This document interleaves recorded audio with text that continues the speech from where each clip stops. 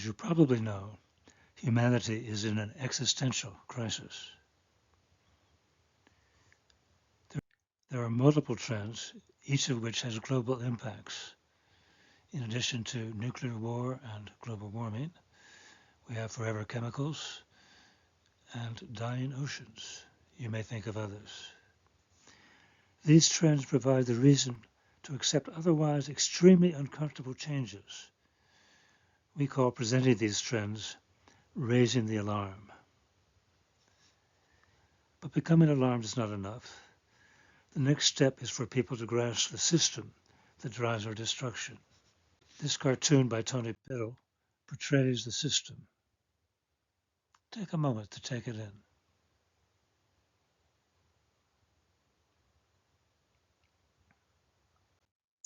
Kitchen table conversations is a tool for conducting a nuanced conversation that connects the dots about the main drivers that make ecological trends worse.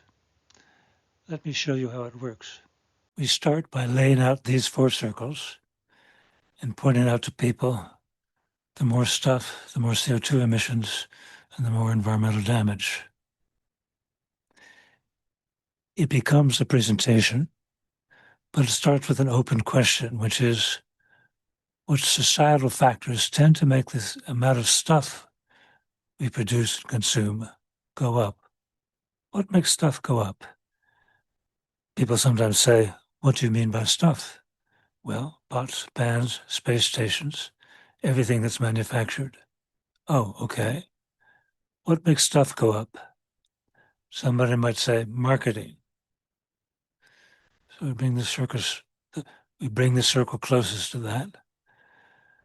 Above that, we have international trade agreements. People nod their heads with corporate influence on the system. And while the system feeds all of us affluent people, it especially feeds the top 0.1%. The system is driven by devotion to economic growth. It's amplified by population. The more growth, the more population, the more damage. And stepping back, this is a domination control system rather than a partnership respect system. Sometimes people give a psychological answer to what makes stuff go up. So we have a line that goes retail therapy. Underneath that is psychological disturbance. There's a lot of trauma on every level of society, and this drives not only buying stuff to calm ourselves, perhaps, but also really pushing ourselves to have all the appearances of high status. It's been commented that people like stuff, cheap, available. True. So we also have ignorance as a driver of ecological destruction. At this point, it makes sense to step back and ask, okay, we're looking at what makes stuff go up as a proxy for environmental damage. Is there anything significant, we may ask, that we left out?